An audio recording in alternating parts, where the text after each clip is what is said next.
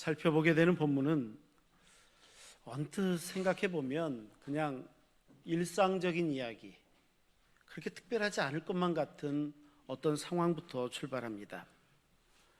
너무 평범한 순간이었는데 웬일요? 가장 비범한 순간으로 바뀌고 있는 장면입니다. 그래서 그 광경은 큰 감동을 주고 우리에게 깨달음을 줍니다. 절망밖에 없는 줄 알았는데 그곳에 하나님의 능력이 임하니까 모든 상황이 완전히 새롭게 되어져 버리는 그런 놀라운 은혜를 우리에게 제시하고 있기 때문입니다.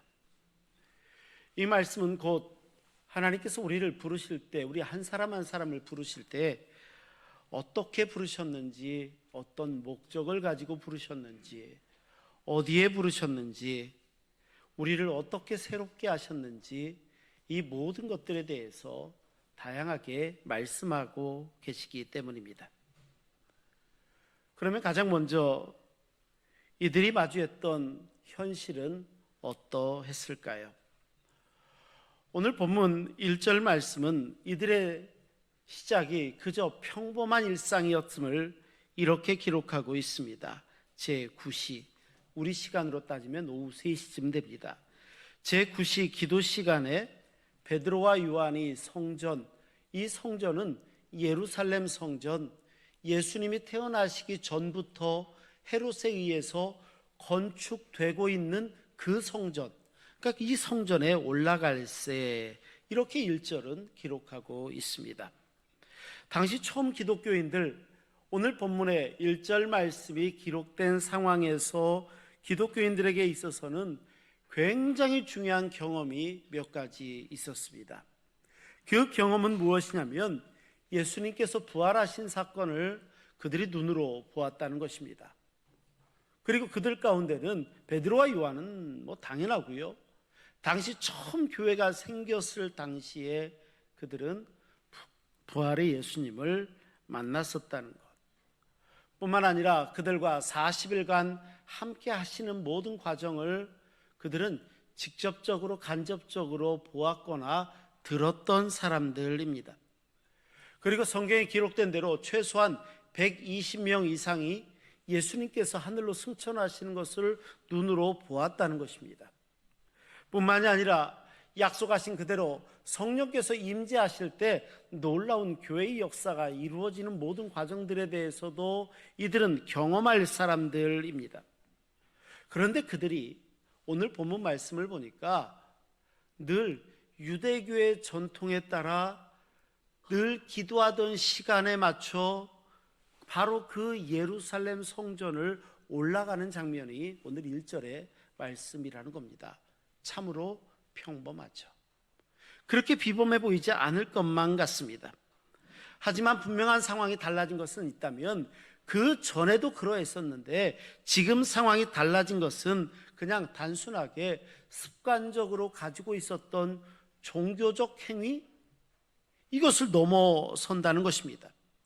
이런 예수 그리스도를 경험한 이들이기 때문에 이들은 예루살렘 성전에서 하나님과 더 깊고 더 진실하고 더 뜨거운 교제를 갈망하는 마음으로 시간에 맞추어 하나님의 성전을 향하여 걸어 올라가고 있었다는 것입니다.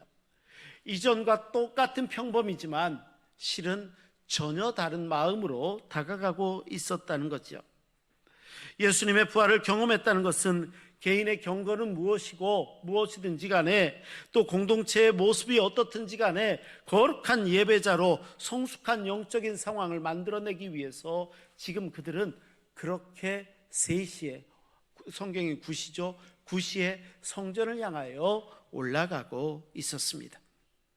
하지만 이런 평범한 상황과는 다르게 그날 성전을 향했던 이들은 전혀 다른 상황을 맞닥뜨리게 됩니다. 2절은 그 상황을 이렇게 기록하고 있습니다. 나면서 못 걷게 된 이를 사람들이 메고 오니 이는 성전에 들어가는 사람들에게 구걸하기 위하여 날마다 미문이라는 성전문에 두는 자라, 이렇게 기록하고 있습니다. 수십 년째, 몇십 년째 지어져 오고 있는 성전의 웅장함이 있습니다. 그 웅장함은 거룩함이라는 옷을 입고 있을 것 같습니다. 그런데 이 모습과는 너무나도 다르게요, 태어나면서부터 걷지 못하게 됐던 어떤 한 사람이, 방금 제가 읽어드렸던 말씀에 의하면 그날 그곳에도 어떤 사람이 메고 왔다 이렇게 써 있는데, 그렇게 왔던 사람, 도움이 없으면 한 발짝도 움직일 수 없는 그런 불쌍한 한 남자가 매일같이 나와 있고, 그 성전 앞에서 성전문을 드나드는 사람에게 떨리는 손을 들며 한 푼이라도, 동전 하나라도 얻어볼 수 있을까, 이 마음을 가지고 구걸하며 힘겹게 살아가고 있는 모습이 동시에 존재하고 있었다는 겁니다. 시간이 흘러서 그의 간절한 눈빛도 어느덧 익숙해지고, 떨리는 손길도 늘 그래왔던 것처럼 그 앞을 지나다니는 모든 사람들에겐 언제나 그 사람은 그곳에 있었다, 익숙한 풍경으로 변해가고 있었을는지 모릅니다. 그 중에 어떤 사람은 연민의 마음을 가지고 주머니에서 동전 몇 개를 꺼내서 지나갈 때마다 이렇게 던져 주었을는지도 모르겠습니다.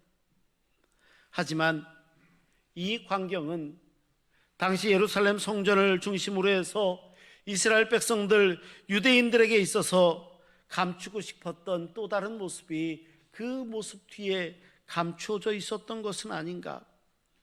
어느 순간보다도 그 자리는 거룩함으로 가득해 있어야 되고, 하나님의 성전이기에 당연히 그랬어야 됨에도 불구하고 바로 그곳에 인간의 가장 본질적인 아픔이 여전히 있었고, 깊은 절망은 그 사람에게 있어서 일상이었고, 그 자리에 그대로 고스란히 남아있었던 모습, 오늘 성경에 첫 번째 등장하는 모습 아닌가요? 하지만 그날 그곳을 들어가던 베드로와 요한은 이런 아픔의 현장을 외면할 수 없었습니다. 기도하러 성전을 향하여 나아가던 그들의 발걸음을 멈춘 것은 도움을 애타게 구하며 몸의 장애로 움직일 수 없었던 그 사람이었고, 그 사람을 마주하는 순간 그를 바라보던 제자들의 손길에는 단순한 호기심도 아니었고, 그저 동정심도 아니라 영적인 눈으로 성문 앞에 존재하던 절망, 고통, 이것을 정확하게 바라보며 그를 바라보게 되었던 것입니다. 아마 그들의 눈길 가운데는 하나님, 이곳에서 이 사람에게 하나님의 기적을 베풀어 주시기를 바랍니다, 이 마음일 것이고, 베드로와 요한을 바라봤던 안진뱅이 이 남성의 모습도 역시 똑같지 않았을까요? 그들의 시선의 변화 말입니다. 제가 대학교 다닐 때에 기숙사 생활을 했던 적이 있습니다. 수요일 날만 되면 수업이 일찍 끝나면 선배들과 함께, 저보다 먼저 조금 한두 주 먼저 시작했던 친구들과 함께 버스로 1시간 반 정도 이동해서 만나는 한 보육원에 봉사를 갔던 적이 있습니다. 뭐 특별히 할 일도 없었고 가자고 이야기하고 선배들도 그렇게 이야기하니까 그럼 같이 갈까요? 그런 마음을 가지고 수요일 날이면 버스로 1시간 반이나 가서 보육원에 갑니다. 가서 하는 게 뭐 특별한 게 없습니다. 아이들하고 놀아주고요, 저녁 식사 같이 하고요, 수요일이라 수요 예배를 함께 드리고 밤에 기숙사로 돌아오는 겁니다. 기숙사로 돌아오면 여성들은, 여자 사생들은 10시에 통금이 있어서 막 바쁘게 와야 됩니다. 남자들도 10시 통금은 맞는데 조금 자유로웠던 기억이 납니다. 처음에는 그냥 그런가 보다 하고, 봉사하라니까 하나보다 하고, 하자니까 하고, 선배가 가자니까 가고, 이런 마음으로 갔던 것 같습니다. 그런데 시간이 점점 지나며 제 마음이 좀 달라집니다.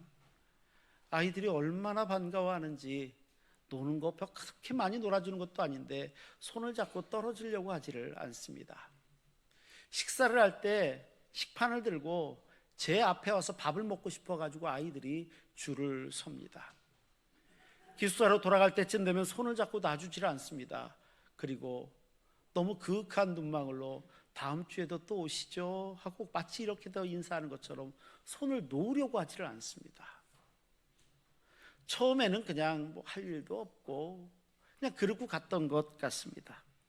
그런데 시간이 지나면 지날수록 이 아이들의 외로움이 뭔가를 알게 됐고, 그들 중에는 부모님이 살아계신 분들도 있었거든요. 그 아이들의 아픔이 뭔지를 알게 되고, 손을 꼭 잡고 놓아주지 않았던 그 아이들의 손길의 따뜻함, 나중에는 단순한 봉사가 아니라 이 안에서 사랑을 느꼈고, 봉사를 넘어서 하는 모든 행위가 제게 기쁨이었고, 그저 바라보던 시선이었다면 이제부터는 사랑의 시선으로 바라보게 되더라는 것입니다. 정말 중요한 것이 있다면 우리가 하나님의 시선을 갖는가 하는 것입니다. 하나님의 시선으로 하나님의 마음이 머물고 있는 그들을 바라볼 수 있는가, 그것 아닐까요? 하나님의 마음이 되어볼 때 우리에게 진정으로 필요한 것이 무엇인지 비로소 발견하고 그에게 다가갈 수 있는 용기도 그때 생깁니다. 베드로와 요한의 이러한 따뜻한 시선, 이 앉아있던 그를 바라봤던 그 시선을 기억해야 됩니다. 그 마음과 시선으로 우리 주변에 고통받는 이들, 죽어가는 이들을 무심히 지나치지 않고 하나님의 자비로운 마음으로 바라볼 수 있어야 하는 것입니다. 이제 베드로와 요한은 그 사람에게 우리를 봐라 이렇게 초청하고 그 붙잡힌 손을 통해 하나님의 생명의 능력이 흘러감을 보여줍니다. 그는 평생을 그 자리에서 보냈고, 그는 성전으로 들어가던 베드로와 요한에게 떨리는 손을 그날도 내밀었을 것입니다. 내밀며 그가 기대했던 것은 무엇이겠습니까? 베드로와 요한의 주머니에 있을지도 모르는 어떤 동전 몇 개, 이게 그가 바라던 가장 기대했던 바 아닐까요? 하지만 베드로의 반응은, 응답은 정말 상상할 수 없는 응답이 주어집니다. 4절부터 7절까지의 말씀입니다. 베드로가 요한과 더불어 주목하여 이르되 우리를 보라 하니 그가 그들에게 무엇을 얻을까 하여 바라보거늘 베드로가 이르되, 우리 함께 읽겠습니다. 은과 금은 내게 없거니와 내게 있는 것을 내게 주노니 나사렛 예수 그리스도의 이름으로 일어나 걸으라 하고 오른손을 잡아 일으키니 발과 발목이 곧 힘을 얻고. 아멘. 베드로가 건넸던 첫 번째 말이 우리를 봐라 라는 것은 딴 데 보지 말고 나 좀 봐, 이 시선을 맞추겠다는 단순한 그런 호기심 이상의 뜻입니다. 그동안 그가 가졌던 관심은 이 사람의 옷 입은 게 얼마나 좀 부유한 옷을 입었나, 이 사람은 동전이 몇 개쯤 나오겠네, 이 사람은 완전 개털이네, 이런 마음이 아니라는 것입니다. 이런 기대밖에 없었다면 이제부터는 우리를 보라 라고 이야기하는, 하나님께서 당신을 얼마나 사랑하시는지를 봐라, 모든 절망밖에 없고 낙심밖에 없고 이렇게 끝나는 게 아니야, 이런 절망밖에 없는 그에게 이제 하나님께서 어떻게 기적을 베푸시는지 하나님의 그 초청이 우리를 보라입니다. 우리를 보라, 이 말씀. 그를 진지하게 바라보며 말씀하는 베드로와 요한을 바라볼 때, 어떤 형태든지 간에 그 기대감이 그의 표정 어딘가에 숨어 있지는 않았을까요? 그 마음으로 베드로와 요한을 바라보고 있지 않았을까요? 하지만 베드로가 그에게 건네주는 것은 세상의 물질적인 가치가 아니었습니다.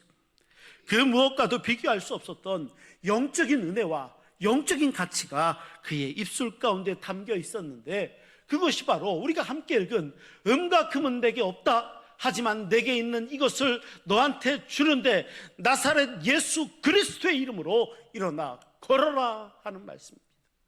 이 짧은 선언, 이 짧은 선언의 말씀에요, 실은 복음의 핵심 진리가 다 담겨져 있습니다.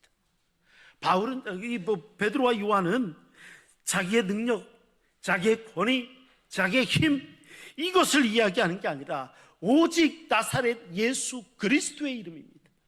오직 예수의 이름으로 담대히 선포하고 있는 것입니다. 이 믿음의 선포를 하더니 베드로는 손을 내밉니다. 그리고 앉아있는 그의 오른손을 붙잡아 일으킵니다. 이 모든 행동은 단순히 물리적으로 좀 힘 좀 내봐, 이게 아니었습니다. 오히려 믿음과 사랑이 깊숙이 녹아들었던 적극적이고 실제적으로 행하고자 했던 행동이었고, 이 행동, 말씀에 따라 행하는 이 행동은 결과가 즉시 나타났죠. 마지막에 뭐라고 기록합니까? 발과 발목이 곧 힘을 얻게 되었다 말씀합니다. 발과 발목이 힘을 얻습니다. 태어나면서부터 지금까지 한 번도 걸어본 적이 없다, 이렇게 이야기하던 그가 다리에 순식간에 힘이 돋아납니다. 이것은 인간적인 어떤 노력 때문도 아닙니다. 현대에 발달된 의학적 치료로 순식간에 어떤 기적을 베풀었던 것도 아닙니다. 이것이야말로 전적인 하나님의 은혜와 능력이었다 말씀합니다. 예수 그리스도의 이름이 가진 놀라운 권능을 믿고 선포하고 기도할 때에 가장 절망적인 상황이었던 그가 완전히 뒤집어지는 놀라운 은혜의 역사가 이루어졌습니다. 바로 이 사실 말입니다. 상황이 완전히 역전되죠. 남아프리카의 유명한 목사이며 저술가인 앤드류 머레이라는 목사님이 계십니다. 굉장히 유명한 분입니다. 이분 책은 논란도 많지만 은혜도 굉장히 많은 분입니다. 그런데 이분이 한 번은요, 아프리카에서 극심한 가뭄 때문에 너무 고통받고 어려워하는 한 마을을 바라보고 늘 간절히 기도했습니다. 그 이유는 가뭄입니다. 비가 너무 내리지 않아서 얼마나 고통받고 있는지 모릅니다. 오랫동안 기도했는데도 비가 오지 않습니다. 그러니까 마을 사람들에게 선포합니다. 뭐라고 선언하냐면, 내일 정오까지 비가 오지 않으면 하나님이 응답하지 않는 줄로 내가 여기겠다, 이렇게 얘기합니다. 그리고 나서 간절히 이 마을 사람들과 함께 간절히 기도합니다.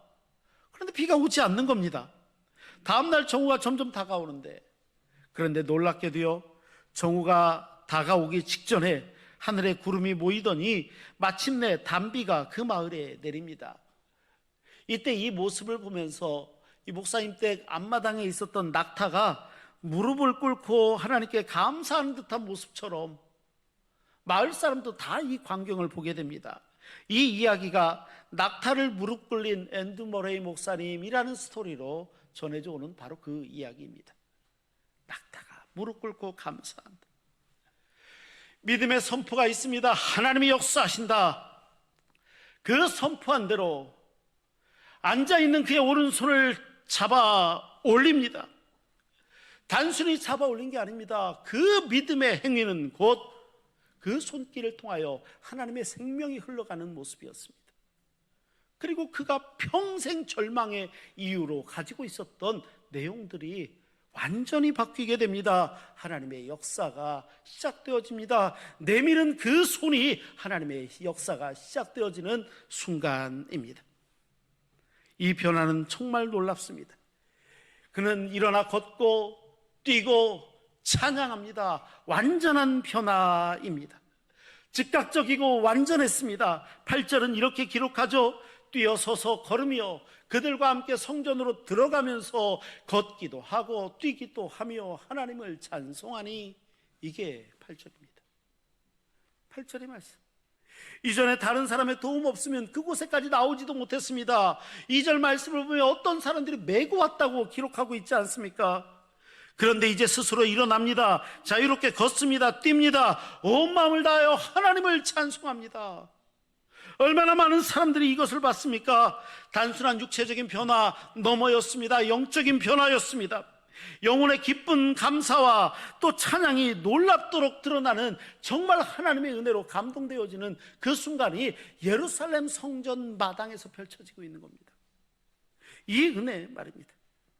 그가 자유롭게 걷는 것, 뛰는 모습은요, 오랫동안 성전을 드나들었던 사람들한테는 정말 희한한 모습입니다. 한 번도 본 적이 없는 모습이죠. 이들에게 얼마나 강렬하고 얼마나 살아있는 생생한 메시지가 전달되었겠습니까? 이 변화된 모습이 말입니다. 그의 찬양은 그냥 단순히 하나님 감사합니다 이런 표현했겠습니까? 아닙니다. 그의 절망이 완전히 변해버리지는 놀라운 역사였고, 모든 사람들 앞에서 담대하게 내가 왜 나음을 얻었는지, 내가 왜 고침을 받았는지, 내가 왜 구원을 받았는지 그의 일생으로 보여주는 것입니다. 더 이상 구걸하고 그렇게 비참하게 살아가고 절망 가운데 서 있는 그들이 아니라 하나님의 놀라운 은혜를 체험했고, 그 은혜를 온 마음으로 찬양하고 축복받는 존재로 완전히 변화되어집니다. 그의 변화된 삶 자체가 살아있는 복음이고요, 그가 뛰기도 걷기도 찬양하는 모습은 일시적인 게 아니라 영원토록 함께 하시는 하나님의 놀라운 역사가 완성되었음을 명확하게 드러내죠. 그리고 그 모든 것들을 모든 사람들에게 그대로 전해질 수 있었던 것입니다. 오랫동안 절망과 어둠 속에 갇혀 있었던 이 사람의 변화는 예수 그리스도의 복음이 우리에게 어떤 은혜를 주는지, 우리 삶에 어떤 능력을 주는지 확실하게 보여줍니다. 모든 사람에게 말할 수 없는 놀라움과 경이로움을 안겨줍니다. 이 사람이 치료되었던 모습은 이제 십자가에 달려 죽으셨다가 부활하시고 부활 승천하신 예수 그리스도의 치유 사역이 주님이 승천하셨지만 예루살렘에서 여전함을 보여주고 계신 것 같았습니다. 바로 그 모습 말입니다. 이제 예수님에 대한 생각이 완전히 바뀝니다. 바로 그곳이 어디입니까? 불과 얼마 전까지만 해도 예수를 십자가에 못 박아야 된다고 소리쳤던 바로 그곳이고, 그들 중에는 이 놀라운 광경을 바라보고 있었던 사람 중에는 그때 똑같이 돌팔매질을 했던 사람들이 일부 껴있었을는지도 모르겠습니다. 불과 얼마 지나지 않아 이 놀라운 역사와 은혜가 그 안에서 이루어지고 있었던 것, 하나님이 하시니 역사가 이루어지는 것, 바로 그건 말입니다. 로큰롤 명예의 전당에 올랐던 락의 전설 앨리스 쿠퍼라는 사람이 있습니다. 그런데 이 사람은요, 오랫동안 심각한 알코올 중독 때문에 내가 이러다 죽지 하는 생각이 늘 떠나지도 않았던 사람입니다. 한 번은 뉴욕 데일리 뉴스와 인터뷰를 하면서 그가 이런 말을 합니다. 나는 음악 하시는 사람들 다 아실 겁니다. 짐 모리스, 기타의 신이라고 불리는 지미 핸드릭스, 이런 사람들과 늘 술을 같이 먹었다는 사람이에요. 술을 마시고 키스면 따라잡으려고 노력했고, 그러면서 그런 말을 해요. 근데 나랑 같이 있던 사람들 27살에 다 죽었다고. 알코올 중독으로 죽은 겁니다. 심지어 이 사람에게 중독 증상이 어떤 증상까지 나타났냐면, 어느 날 거울을 가만히 보고 있는데 거울에 비치고 있는 자기의 눈에서 피가 막 흘러내리는 것처럼 이런 상황까지 이르게 됩니다. 그리고 그 순간 내가 이러다 죽겠구나, 이런 마음까지도 먹게 됩니다. 그리고 그가 찾은 분이 하나님입니다. 하나님께 부르짖습니다. 그리고 결국 그가 여러 도움을 받아 하나님을 만나게 되고 예수 그리스도를 영접하게 되고, 그 경험을 통해 기적적으로 자기에게 중독되어져 있는 모든 것들을 기적적으로 벗어나게 됐다고 간증합니다. 더 이상 자신을 올가매고 있었던 사탄의 사술, 이 사술에서 벗어나고 내가 이제 하나님의 뜻을 따라 살겠습니다, 이제 하나님의 백성입니다, 완전히 변화되어지고 그렇게 고백을 합니다. 그는 간증 가운데 이렇게 이야기합니다. 조심하십시오. 사탄은 신화가 아닙니다. 사탄이 그저 농담인 것처럼 가만히 앉아 있어서는 안 됩니다. 가만히 앉아 있어서는 안 됩니다. 그리고 이제 하나님의 사랑과 복음을 증거하고 하나님의 역사를 드러내는 그런 복된 삶, 저주 가운데, 절망 가운데, 완전히 중독 가운데 빠져 있는 이들에게 전하는 그의 메시지가 분명히 드러납니다. 이제 그의 놀라움과 기이함, 복음이 증거되어지는 역사가 그들 앞에 드러내기 시작합니다. 9절과 10절의 말씀, 그날의 모습을 이렇게 기록하고 있습니다. 우리 한번 같이 읽어볼까요? 9절과 10절을 함께 읽습니다. 모든 백성이 그 걷는 것과 하나님을 찬송함을 보고 그가 본래 성전 미문에 앉아 구걸하던 사람인 줄 알고 그에게 일어난 일로 인하여 심히 놀랍게 여기며 놀라니라. 아멘. 완전히 치유받았던 그는 자유롭게 걷고 뛰며 온 마음을 다해 하나님을 찬송하기 시작합니다. 모든 사람들이 그것을 봤습니다. 얼마나 놀랐겠습니까? 얼마나 기이했고 경이로웠겠습니까? 이들에게 보였던 이 사건은 단순한 기적을 넘어서서 예수 그리스도의 권능을 생생하게 보여주는 살아있는 롤 모델입니다. 완전히 기적의 증거가 바로 이 사람의 모습 아니었겠습니까? 그들의 놀라움, 그들의 기이함, 변해버린 그의 삶은 복음이 전파되어지는 아주 강력하고 효과적인 원동력이 되고 있습니다. 모르긴 몰라도 베드로와 요한을 사람들이 찾아왔겠죠. 어떻게 이 일이 가능했느냐 물었을 것입니다. 그리고 바로 그 순간, 그 자리는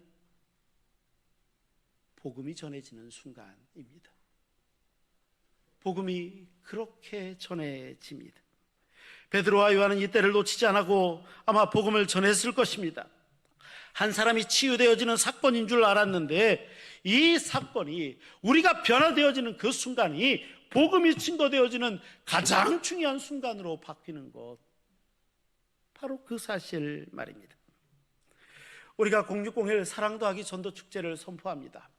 그리고 이제 오늘이 주일로 따지면 마지막 주일입니다. 다음 주일이 6월 1일입니다. 0601 당일입니다. 당일부터 시작하는 건 아니고 바로 그 전날 토요일 저녁 5시부터 우리가 이 모든 것들을 결산하고 준비하고 노력합니다. 오늘 우리의 모습이 어떠해야 하겠습니까?